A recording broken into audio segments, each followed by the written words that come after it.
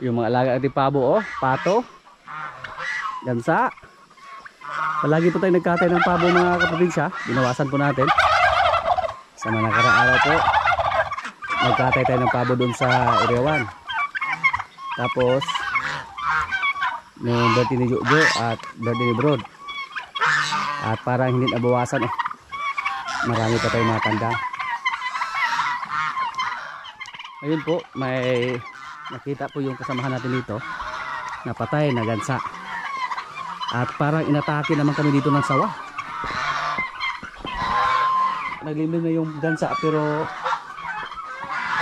patay na, nakita niya dito. Okay. Dito ko yung sawa. Klaro nyo ka niyo doon.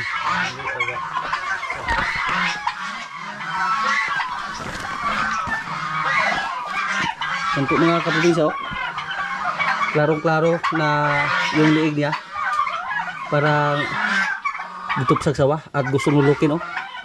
Sus, takuan yung sawa doon, oh. Parang tumindig yung mga balahibo ko mga kaprobinsya. Kasi tingnan nyo po, oh. Hanggang dito yung kanyang kuan. Laway. Ito po, parang laway ito ng sawa. Nakakatakot. Matagal na po na hindi tayo binisita ng sawa dito. Pero ngayon, nadali naman yung ating gansa. Kawawa na. At klarong-klaro na sawa yung umatake. Kasi dati po nangyari na po dito sa atin. Nung bago pa lang tayo dito. Nawala yung ating isang gansa. Tapos sinanap natin dun sa may sapa. Ganito din ang nangyari. Tingnan nyo po, oh. Pero dahil sa laki niya, hindi siya nalunok. Basang-basa yung kanyang liig, oh. Grabe, oh. Kaya pala kagabi, nag-ingay yung mga alaga natin dito. Pero ako lang mag-isa. Hindi tayo pumunta dito. Takot din tayo sa sawa. Kailangan natin na makuha yung sawa na yan mga kaprobinsya. Dati po, ganito din ang nangyari. Yung mga alaga natin na naglimlim, halo-halo na sila daw. Yung mga alaga natin din na naglimlim dito na pato at saka manok, bigla lang mamatay katulad nito. At 100% po sigurado kami na sawa yung umatake dito. Pero yung sawa na umatake dito sa ating mga alaga dati, nahuli na namin. Kasi po, doon sa ilalim nakatira. Pero ngayon, masang wala naman. Pero napakalaki na po siguro sa sawa na yan mga kaprobinsya. Kasi kayang-kaya niyang nilulok yung liig at saka ulo ng ating gansa. Parang tumindig yung ating balahibo na nag-imagine kung gaano kalaki yung sawa na yan.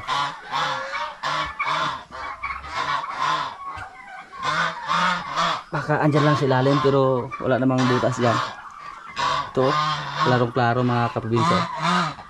Galing dito, basang-basa yung kanyang liig hanggang dito. So napakalaki po sa sawa na yan.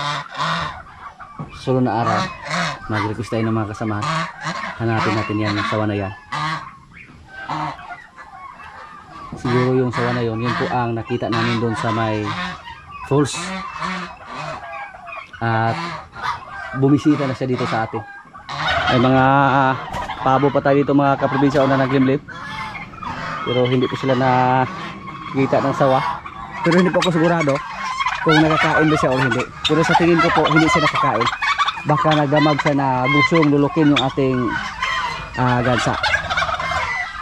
So ang gagawin natin dito, hanap-hanapin natin dito sa gilid. Baka may sawa pa. Para makatakbo tayo ba.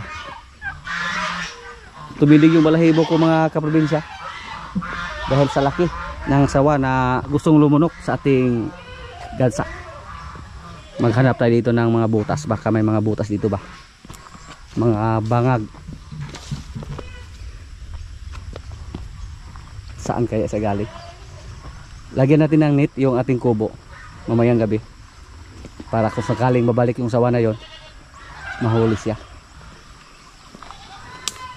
Siguro andyan siya sa kuan, nakatago ngayon sa mga puno ng kawayan.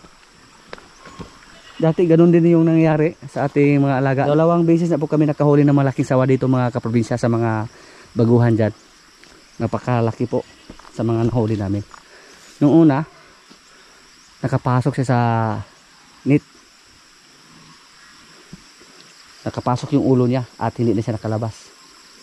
Tapos, yung pangalawa, doon siya tumira sa ilalim ng mga paitlugan ng ating mga pato.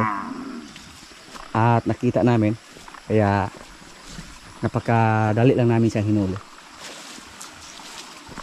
Dito po sa atin, ilang beses po natin yan sinasabi na prone po tayo sa mga predator dito, katulad ng ibon, bayawak, at saka sawa. Kasi marami po mga puno ng kawayan. Diyan po may mga kuan dyan, may mga butas na malalim. At yung mga kasamahan natin, sabi po nila napakadali lang daw hulihin pag hanapin tuwing gabi. Subukan natin sa sunod na araw. I-request natin yung ating mga kasama doon.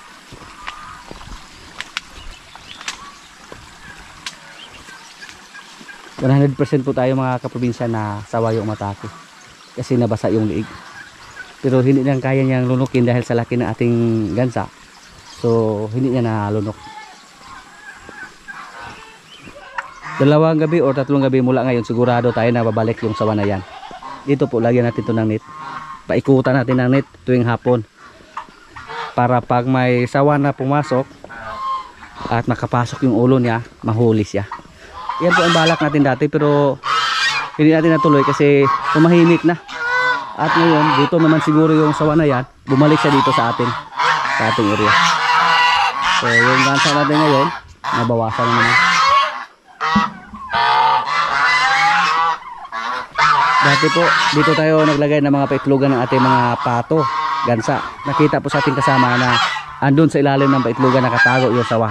Kaya napakadali lang namin siya nahuli. Pero ngayon, nung kinana natin sa ilalim, wala namang sawa doon na nakatago. So siguro pagkatapos yang mag-attempt na kumain dito ng gansa, umalis lang siya. Sigurado po tayo na babalik yun kasi hindi siya nakakain.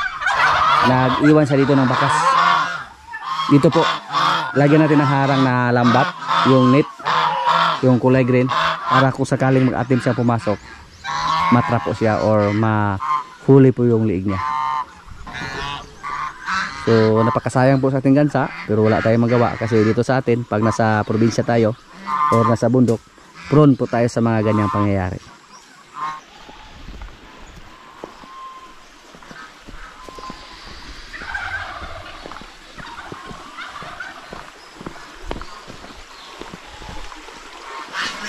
Yan po, may mga butas yan dati. So malaki ang posibilidad na may mga nakatira dyan na sawa doon, no? Sa mga ilalim ng kahoy. Yung mga baka po natin dito mga kaprobinsya, malapit na po itong mga anak. Si Basya, siguro sa katapusan ng Disyembre, mga anak po siya. Subukan natin na tingnan yung kanyang didi kung may gatas na ba. Siya ay panungay ha. Ingat lang tayo.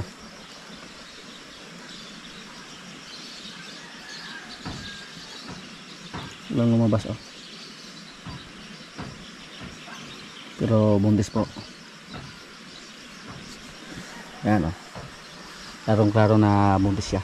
At hindi pa siya nakasahan ulit. Hindi siya naglandi. Hindi katulad sa nating baka dito. 2 beses po natin siya pinakasahan. Kasi naglandi siya ulit mga kaprobinsya. At subukan na natin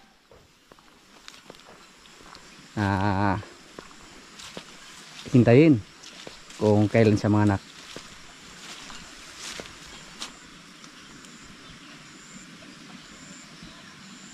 Wala pa rin gatas.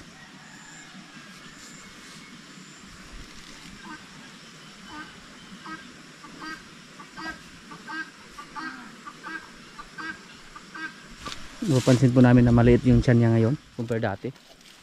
Dati po napakalaki ng ganyan siya.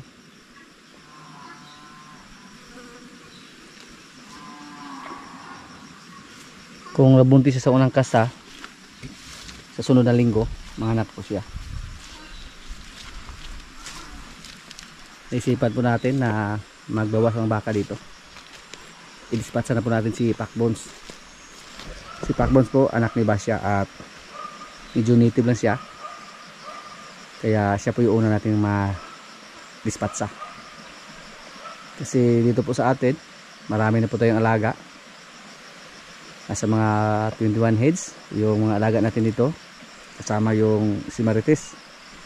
At pag mga anak na po si Basya at yung ating bakang pula, madagdagan naman. Pati si Jen, malapit na din mga anak si Jen. So kailangan po natin magbinta ng baka, kailangan natin mag-dispatcha ng baka. Minsan po may nagtatanong sa atin kung bakit pa tayo bumili ng baka tapos magbinta naman. Ang sistema po dyan mga kaprobinsya, pinaikot lang natin yung pera. Si Pacbones, anak lang siya ni Basya, so makikita na tayo sa kanya. Tapos sa mga nakarang araw po, yung mga baka na binili natin, pinalagaan po natin sa mga tao, sa mga kaibigan natin. At mas gusto ko po pag tayo ang bibili ng baka, gusto ko po na paalagaan sa iba.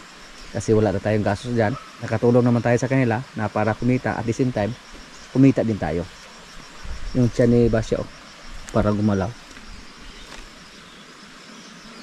Si Basya, native lang siya pero mga ganang klase naman yung anak niya, or magaling siya mag-alaga ng anak, kaya hindi natin siya ibinenta. At may nagtatanong din kung bakit daw bumili tayo ng mga native na baka, yung pinalagaan natin sa mga kaibigan natin. Yun lang po ang gusto nila mga kaprobinsya, kasi pag bibili tayo ng mga hybrid na baka or mga magagandang klase, malaki po ang puhunan, ayaw po nila ng malaki yung kapital. So yung mga medyo native lang or mga maliliit yung binili natin, sila po yung may gusto. Dito po sa atin, bihira lang po tayo makakita ng mga hybrid. Pag may hybrid, napakamahal po. So pag napapansin nyo po sa mga nakaraan nating video, yung binili natin yung mga kuan lang, medyo native. Tapos yung native daw, sabi sa ating mga kaibigan doon, mataas po ang kanilang resistensya, hindi po sila madaling magkasakit. Tapos malamig yung area nila, kaya gusto lang nila yung mga native na baka.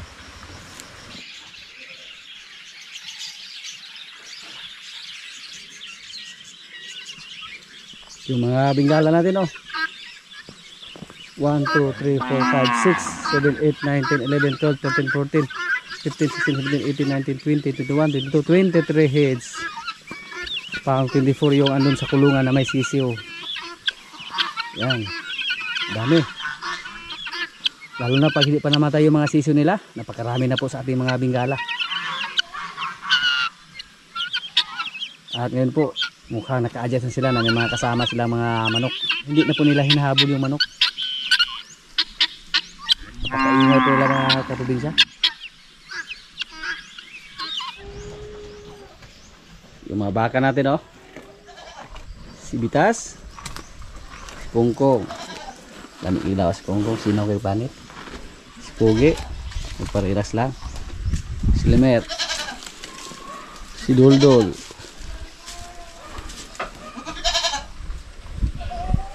at si Pacbones. Si Pacbones po yung ibinta natin. Pacbones.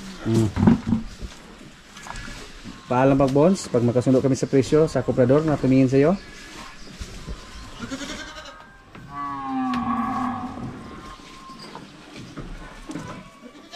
Kung sakaling mga anak yung mga baka natin, yun po ang ilagay natin dito. Kung lalaki. Pero kung babae mga kaprobinsya, tingnan muna natin yung hitsura kung maganda ba ang alagaan natin na para gawing inahin. Pero pag hindi maganda, ibinta lang natin. Yan. May nagsabi po na si Pacbones sana yung palagaan natin, hindi na siya pwede. Kasi may edad na siya. So dahil medyo native lang siya, ganyan lang yung hitsura niya. Ito po si Dodol, itry din natin to na ipatingin sa komprador. Kung magkasundo kami sa presyo, kailangan natin magbawas ng mga alaga dito sa ngayon. Kasi yung mga kalabaw natin, pagod na sila sa kakahakot ng kumpay. Kahit maraming kumpay ngayon, pero kailangan pa namin hakutin, isakay ng karusa. So kung sakaling maibinta natin si Pacbones at si Duldul, depende lang sa presyo mga kaprobinsya. Kung may offer na magandang presyo, ibinta natin si Pacbones, ibinta natin si Doldol. Pero si Kungkong at si Bitas, dito lang sila. Hindi lang natin to ipatingin. Si Pugi, siya sana na yung i-dispatcha natin, pero mapakinabangan pa natin siya dito. Kumasa naman siya. So, hindi pwede pa i-dispatcha natin.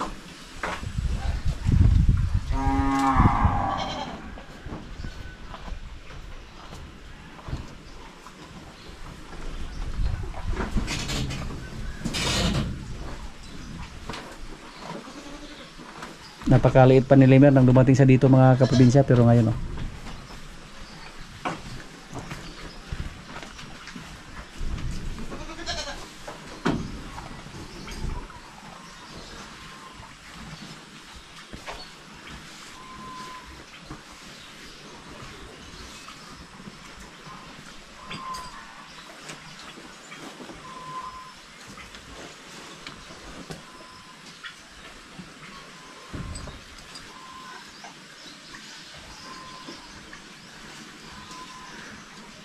si Pakbos ay kumpiyansa daw kaya manungay, no?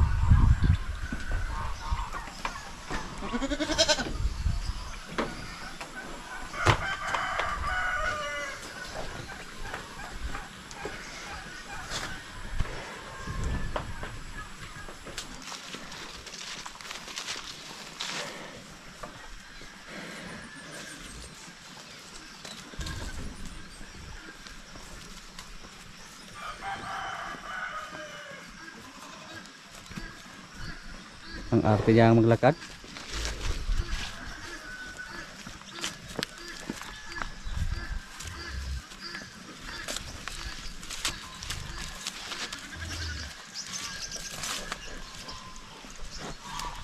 Yan. Si Pakbones.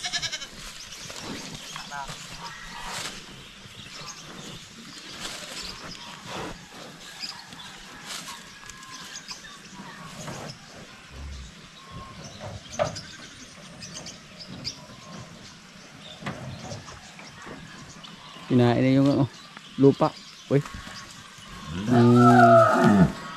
Nagpakita ang gila si Pakbones.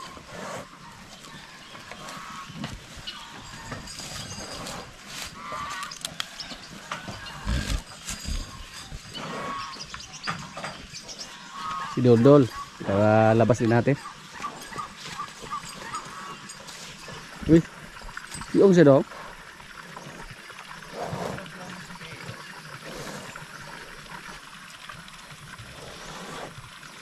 Kumain ng lupa, oh.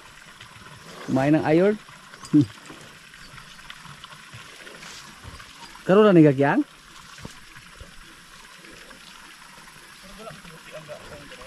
Kung ni tunok tuwe day?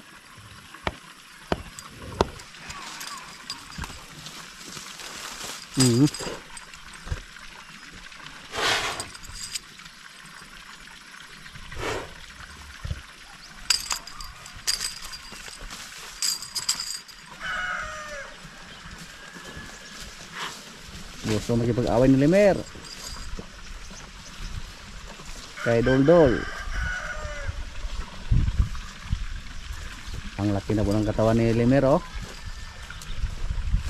Yan po ang bakang galing Batangas.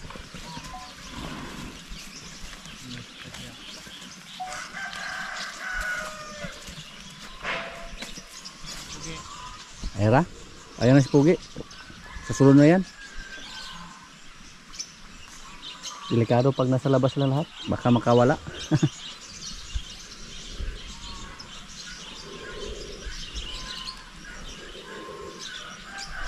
Akala ko po kuan, darapata.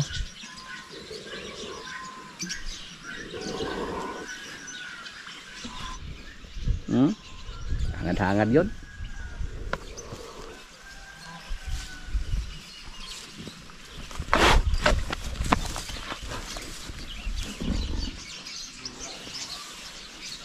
Pakbons, pagpakita kang gilas. Kasi hindi natin alam, baka ngayon po ang huling araw mo dito sa ating area.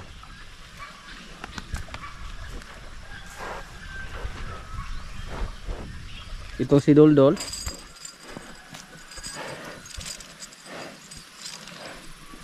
Doon sa kabilang kulungan dati, parang natuma po siya. Paglapitan natin, pumilag agad. Hindi niya agad ibigay yung kanyang ilong. Mukhang masikip naman yung busal niya ngayon. Oh.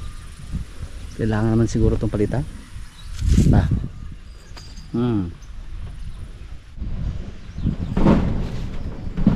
Si Pugi, nagmaoy, gustong lumabas at gustong makawala. Nag-amok, oh. Pugi.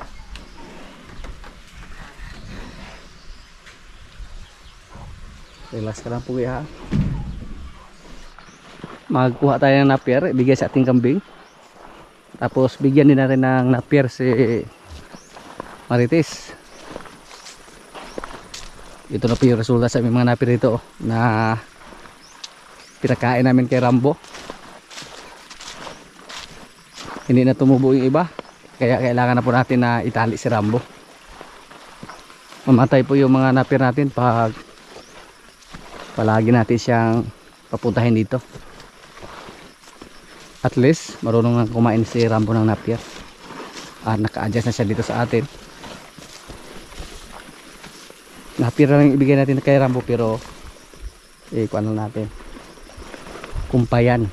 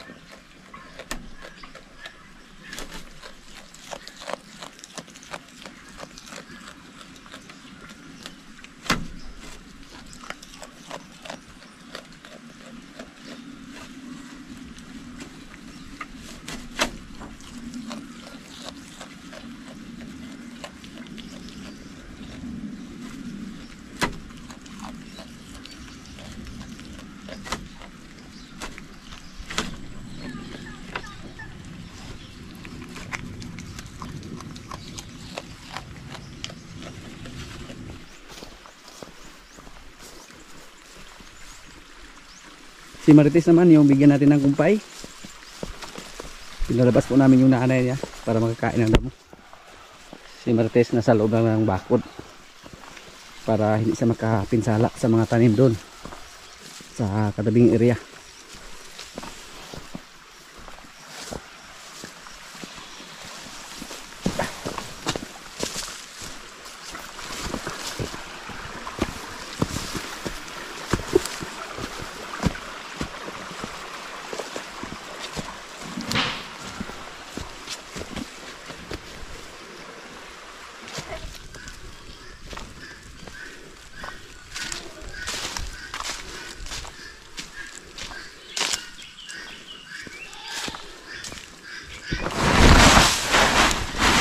Yes.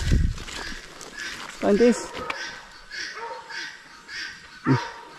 Busog siguro si Marites oh. Ayaw niyang kumain.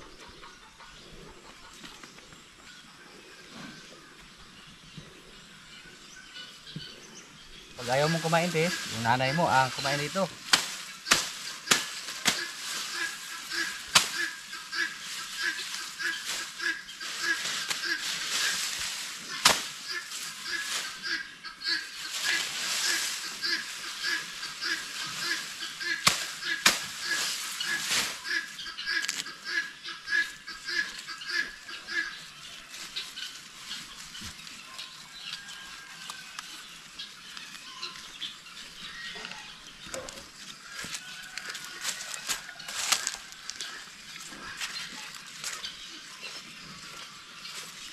Nilagyan ko ito ng busal pero natanggal lang. Yung bukol niya mga kaprobinsya oh.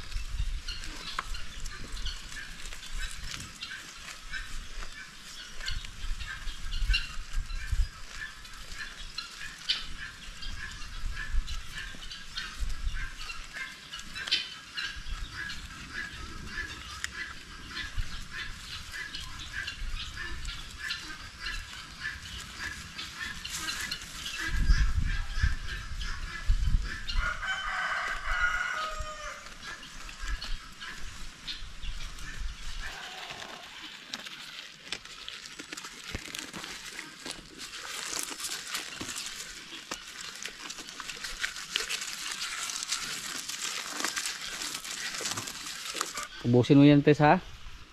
Para mabusog ka.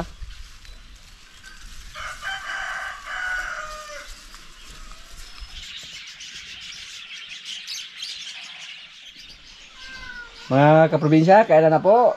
Ito yung pagkain namin, oh. Adobong rabbit sa gata. May kalabasa. Paborito ni Dodong. May kanin. Lord, maraming salamat sa pagkain. So, kain na. Dito naman si Dodong ngayon, oh, nakabalik na, galing sa bakasyon. Kalabasa, andam mo Dodong.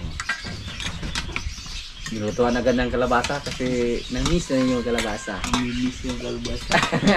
Kalay kalabasa si Burong sa? Wala. Lumulong ang kalabasa dito.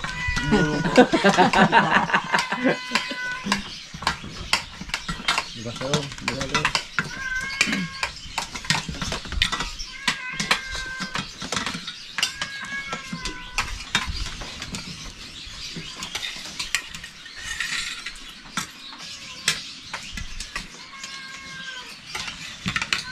Tagapal, bukay ka nalang gusto mo kalabasa sa YouTube. Wala yung kita sa mga sayawan dito.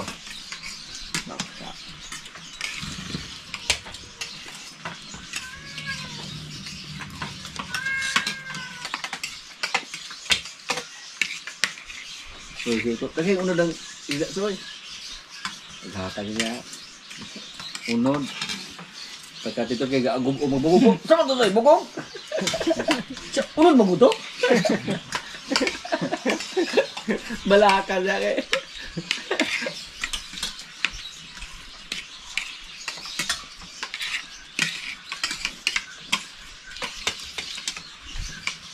Na ano dapat ay bisa niya.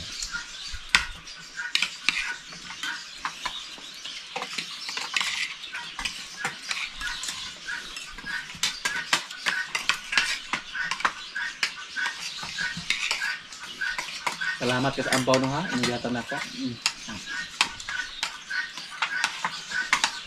Binigay ako ng pasalubong ni Dodong, ampaw. Saan ba no? Ampaw to sa Dumaguete? Ampaw sa Tartar. Ampaw sa Tartar.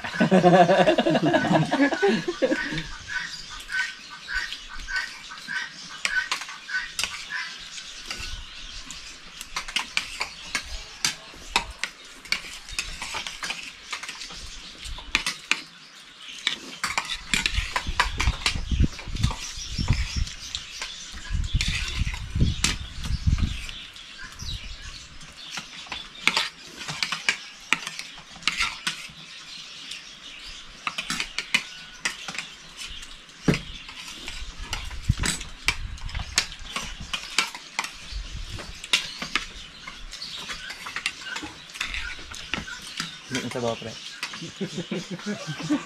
Ano? Gagawin sa pala. Gagawin sa siya. Tubangan to.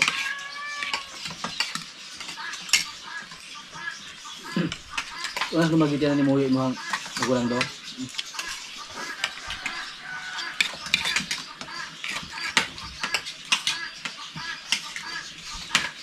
Apa nih murung atau subuh? Nakita mo.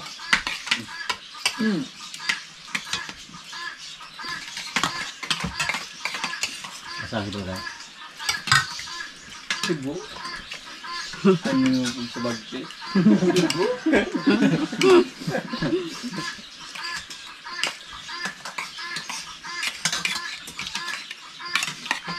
Lama papan niya.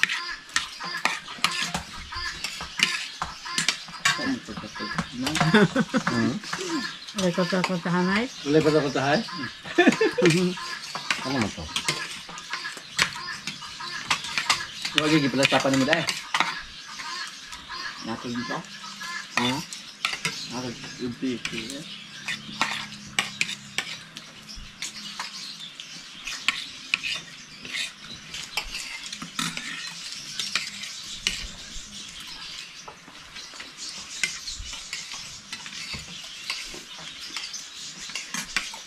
Lagi ako Diyos yang bulat. Sige.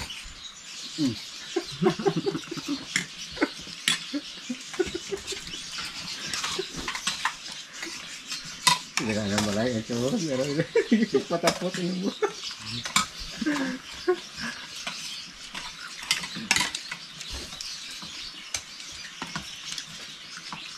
Isa may sexy. Si Jumbos, baka